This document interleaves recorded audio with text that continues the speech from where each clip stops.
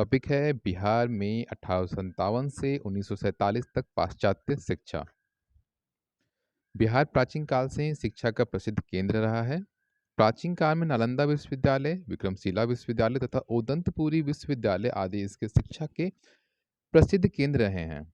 मध्यकाल में बिहार शरीफ, पटना, भागलपुर आदि शिक्षा के प्रसिद्ध केंद्र रहे हैं।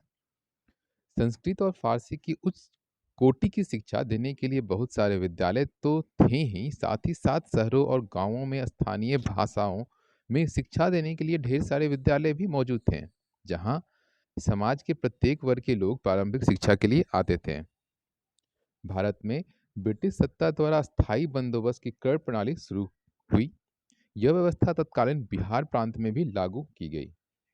इस पद्धति के कारण राजाओं और जमींदारों की आय में पर्याप्त कमी आई, जिसका प्रतिकूल प्रभाव बिहार के शिक्षा क्षेत्र पर भी पड़ा, जिससे यहाँ के शिक्षा क्षेत्र में अवनति देखी गई। बुकानन के कथन के अनुसार दरभंगा महाराज ने शिक्षा पर पर्याप्त ध्यान दिया था।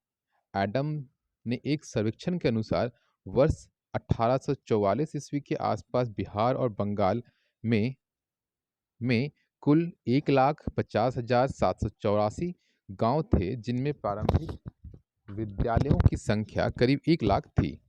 इन प्रांतों की साक्षरता दर औसत 7.75% पाई गई।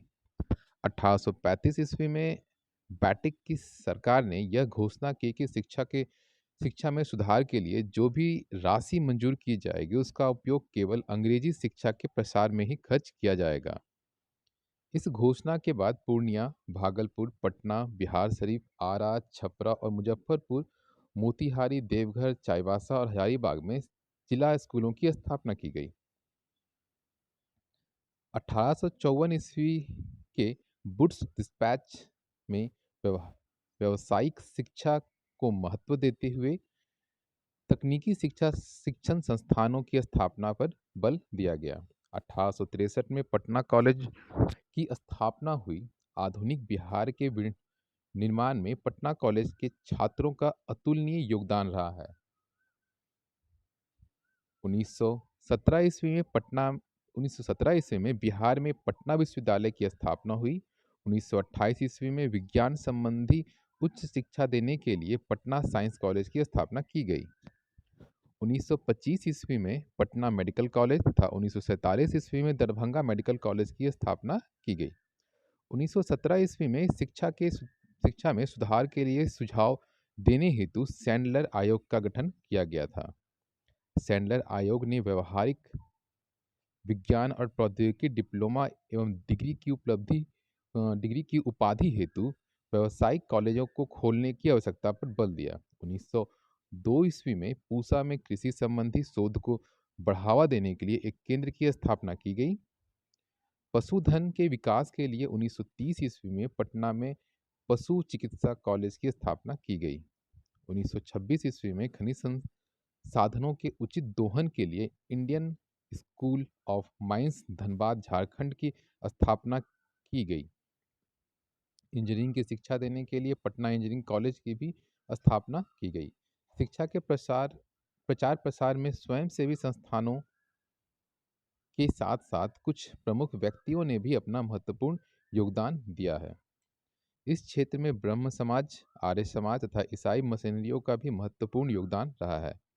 आर्य समाज ने वैदिक धर्म और संस्कृति के पुनरुत्थान के लिए दयानंद एंग्लो वैदिक स्कूलों की श्रृंखला शुरू की। मुसलमानों के बीच शिक्षा प्रसार के लिए भी कई संगठन बनाए गए।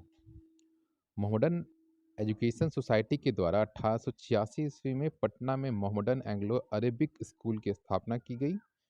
बिहार में स्त्री शिक्षा के क्षेत्र में आरंभिक पहल ईसाई मिशनरियों के द्वारा 19वीं सदी के मध्य में हुई थी।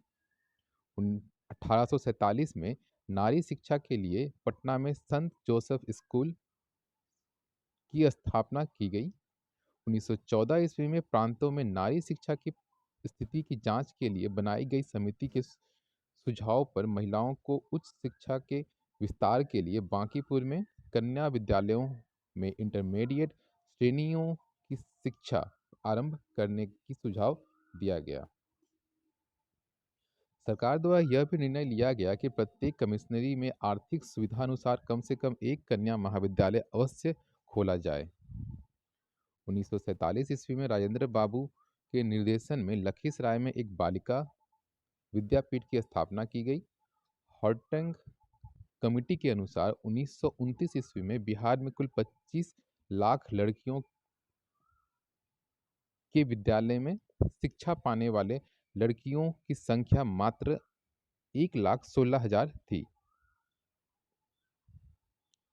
बिहार में नवीन विचारों एवं वैज्ञानिक सोचों के विकास में ब्रिटिश शिक्षा पद्धति का बहुत महत्वपूर्ण योगदान रहा है।